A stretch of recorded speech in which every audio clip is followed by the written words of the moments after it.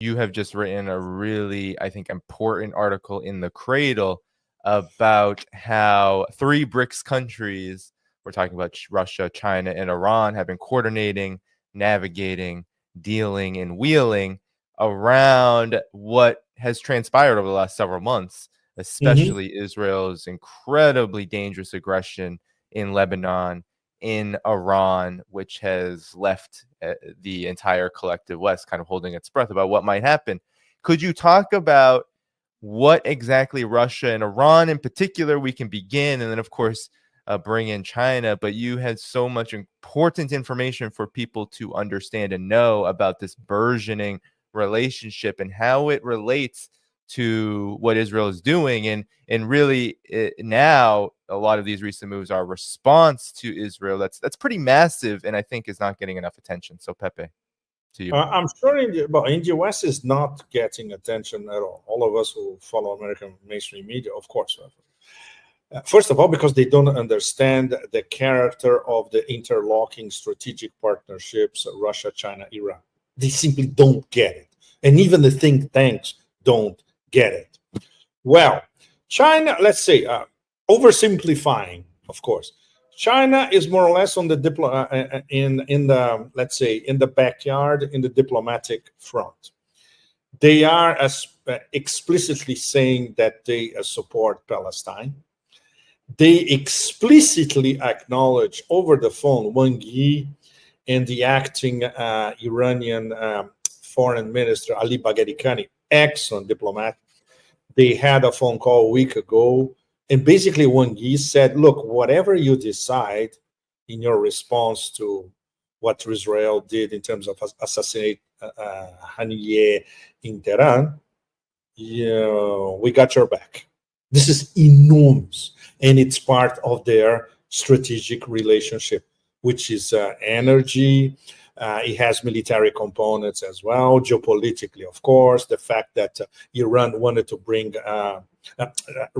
China wanted to bring Iran into BRICS for a long time, etc. Iran at the SCO, etc. So let's say this is a Chinese SCO angle of supporting whatever Iran does in West Asia.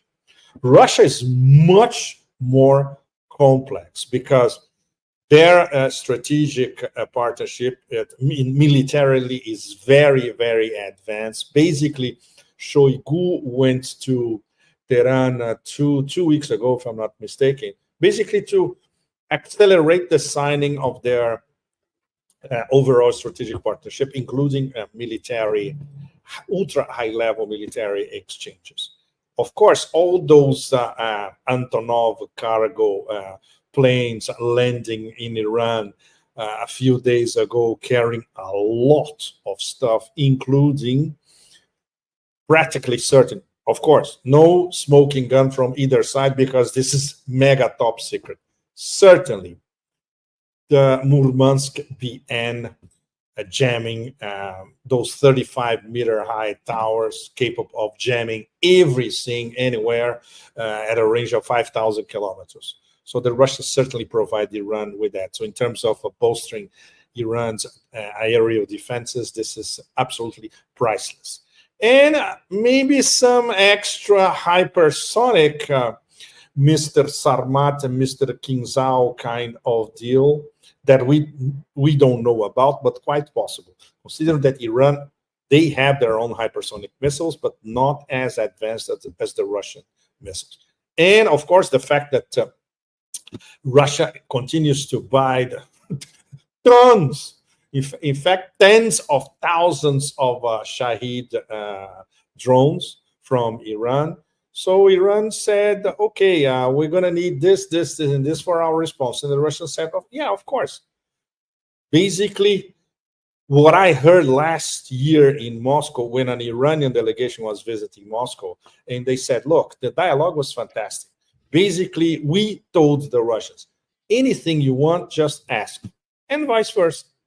And obviously, for the response, the way this is being organized between Khamenei, the IRGC, and other focuses, nodes of the axis of resistance, they're going to need Russian military help.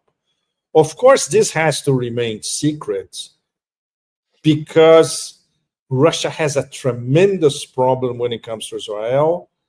Focus it on the 1 million plus Russian passport holders or double passport holders who live in Israel. This is a very, very complicated affair because according to the Russian constitution, Russia has to protect them. The fact that many of these are hardcore Zionists and with a genocidal mentality makes the problem even more unsolvable. But Russia has to deal with that as well. So whichever way they choose to help Iran, it has to be extremely carefully calculated, as carefully calculated as the Iranian and acts of resistance response to the assassination of Shukr in Beirut and Han Yeh in Tehran. The Iranians are not in a hurry. I had this conversation these past few days. They are not in a hurry at all. They already said, look, we might not do anything if there is a plausible, serious ceasefire in Gaza. For the moment, it's not credible. There's the possibility of a ceasefire that Hamas already said, no, we don't agree because Netanyahu all the time is blocking some sort of resolution. So this is the only conditions that Iran said that they would not retaliate.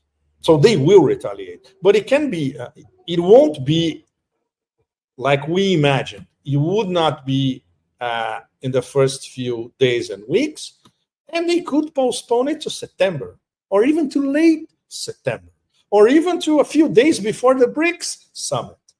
And anything is possible because the initiative is with Iran, and they choose what they're going to do, how they're going to respond, how deep, how complex, what they can, what kind of installations they want to target. So they have the initiative. And of course, they have this support in the back by Russia and China at different levels, geoeconomic, geopolitical, and diplomatic, is already assured. So this would be basically a BRICS SCO operation. For all practical purposes, Iran will be responding from the point of view of BRICS and SCO to a branch of the forever wars complex is in Israel and what they are doing genocidally in Gaza. So this is very, very serious. This is a direct clash between the title of my latest book, Eurasia against NATO Stun. This is a chapter of Eurasia against NATO Stun in practice, in front of us, in front of the whole world to see. So this requires very careful preparation. It will happen, but it will happen on Iran's terms. And then obviously, Danny and all of you, all bets are off, because then there will be the counter response by Israel, and anything is possible, including a nuclear response. Kiev style. Yes. Yes, I think those are the stakes, Pepe. And it was so interesting. One of the reasons why your article is so critical is because it goes over the series of events, so important. I mean, Sergei Shoigu was in Tehran very quickly. I mean, very quickly, to not only discuss what might happen in terms of Iran's retaliation, but also to discuss military to military partnership, the military relations, sewing up on both sides. What kind of military armaments they're going to be trading essentially with each other. And then, of course, you had this very important meeting, too, that you mentioned with Mr. Abbas, the maybe not so legitimate president of the Palestinian Authority. But nonetheless, you said hours-long worth of conversation with Vladimir Putin himself. True. And this comes after the Beijing Declaration, which Russia also helped engineer with China. It was brokered in China, but the Beijing Declaration, both Russia and China have been working so hard with Palestinian leadership around how to develop this kind of new unity government. So talk about how these developments also fit into this larger, as you said, BRICS supported BRICS aligned support for what Iran and, of course, the rest of the axis of resistance may do from here and into the future? Well, the Chinese, then they took the assassination of Han Yeh as a personal affront, as a diplomatic slap on their faces. You cannot do this in Asia and get away with it. All of us who have lived in Asia for decades, we know this on an everyday basis. You know, these are the basic rules of life and interaction across Asia. You cannot have your interlocutor lose face in such a manner or basically insult him in front of the whole world. Only a few days after Han Yeh was one of the representatives of 14 different Palestinian factions coming to Beijing, invited by the Chinese, signing the Beijing Declaration, with Han Yeh putting the Chinese stamp of approval and support to the declaration, the Israelis kill the main negotiator of a ceasefire in Gaza. Well, I could take days explaining to all of you precedents in the Chinese diplomatic history to what happens to people who try to pull something of that caliber. And if Genghis Khan or Genghis Khan's heirs were still active in Asia, the response would be a pyramid of schools in Israel, you know, at least. But okay, we're not there yet. But this was taken by the Chinese as a personal affront. So that's why they are even more implicated in diplomatic Chinese style, supporting everything concerning Palestine, Palestinian unity, Palestinian efforts, and of course the Iranian response to what Israelis did with the assassination of Han Yeh. And of course, Russia and China, they discussed this among them. And of course, they discussed with the Iranian leadership as well. We can, of course, it's not practically established, but those phone calls between Han Yeh and Lavrov, now they involve the acting Iranian foreign minister, Ali Bagheri. They already appointed Agachi as a new, but it was not confirmed by parliament yet. So for the moment, the top diplomat in Iran, a negotiator of very, very serious stuff, is Bagheri Khan, extremely competent. And I'm sure they are talking, he's talking to Lavrov and Han Yeh, you know, full time. Absolutely full time. Just like Lavrov and Han Yeh talk full time about Southeast Asia, for instance. Late last month, they were here at the summit in Laos, the East Asian Summit, and they had a bilateral that lasted practically half a day, discussing Southeast Asia. They discussed West Asia practically on a daily basis as well. But the thing is how to calibrate this response to a point where they're not, the counter response by Israel not only will bleed Iran, but could bleed Russia and China in several ways, you know, further on down the road or immediately. So that's the complication. And we can more or less understand that from the point of view of this BRICS trio, a response by Iran before the BRICS summit would be essential, because this will go to the BRICS summit and be presented to the other BRICS and to the countries that are invited as observers and as part of the mechanism called BRICS Outreach in Kazan in October. The top BRICS can explain to all of them, look, this is the stakes that we are all facing, because the war on the other side is a war against all of us. It's a war against BRICS. It's a war against Eurasian integration. It's a war against BRICS. It's a war against the Shanghai Cooperation Organization. It's a war against the Eurasia Economic Union. It's a war against the Belt and Road Initiative, corridors of trade and communication. It's a war against the international north-south transportation corridor, Russia, Iran, and India. So it's a war against Eurasia as a whole. And of course, the other BRICS I would not put Brazil into it because Brazil is now in such a pathetic foreign policy condition. I prefer not even to talk about it. The disappointment of Lula da Silva supporting new elections in Venezuela is certainly rings very loud in my head.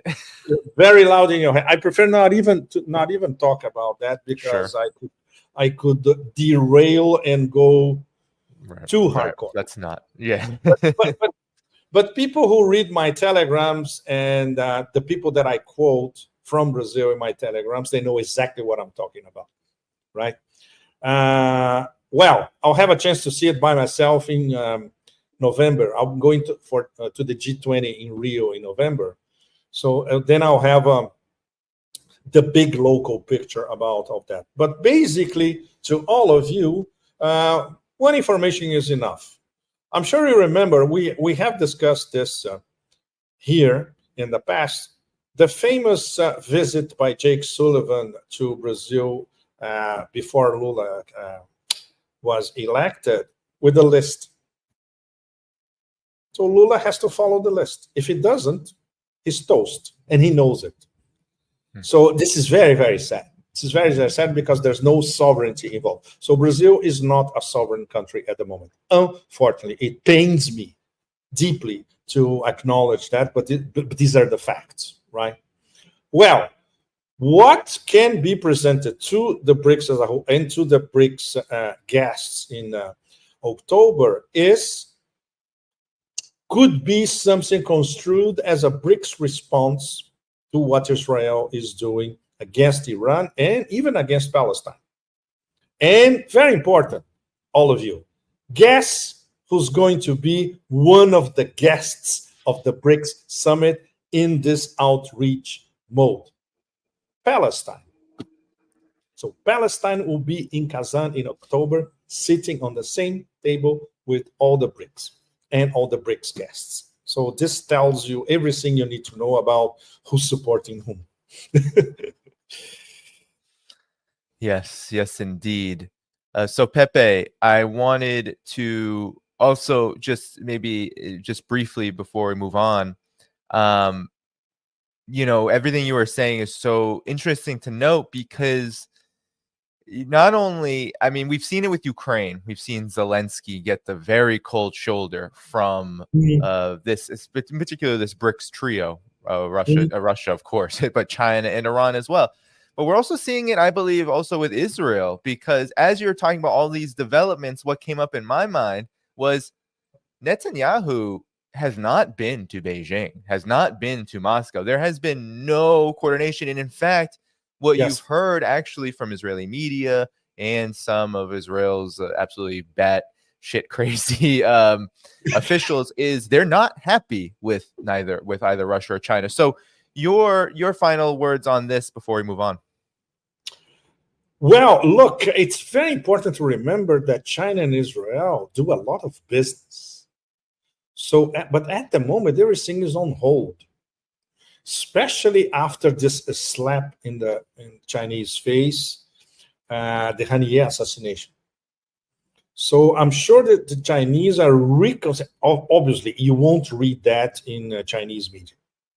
These are decisions at the highest level, and they are strategic decisions, very, very serious. But China is certainly reevaluating their business relations with Israel. There's no question about that. And they are paying attention to their relations with the Arab world as a whole and to all the lands of Islam, which are much more important for China as, we can say, self-described leader of the global South. They consider themselves, China doesn't consider itself a developed country. It considers itself a developing country, one of the leaders of the global South. And obviously, when you think about 1.8 at least billion Muslims all over the world, China is looking at the lands of Islam as partners, as supporters, as diplomatic partners and supporters, and as trade partners as well. Very, very important. And of course, in terms of solidifying the global presence of China as a first-rate diplomatic, conciliatory geopolitical player. So obviously in this hurricane, let's put it this way, that thing swirling around inside the hurricane, Israel, they are seriously reconsidering their relations with Israel. And Russia, like we said a few minutes ago, it's much more complicated because of this 1 million plus Russian Russophones, Russian speakers, Russian passport holders, or double passport holders. And Russia simply cannot abandon them in the middle of genocide land. So for both of these actors, the challenges are very different, although the decisions, the strategic decisions at the highest level are taken in tandem, of course. But they have to look around for, this variations, demultiplying problems.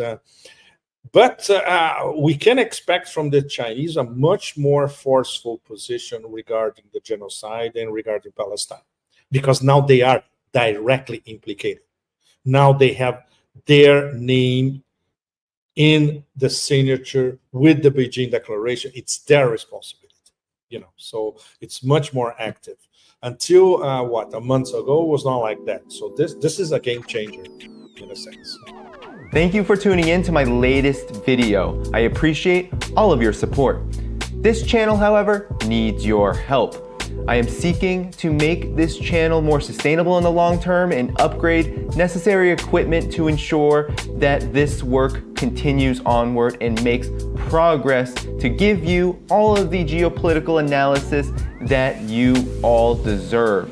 For that reason, I'm asking you to become a member of my Patreon community at patreon.com/DannyHaiFong. You can find that link in the video description or in the pinned comment below. For whatever amount you choose to give, just know you are supporting independent media that you can't find anywhere else.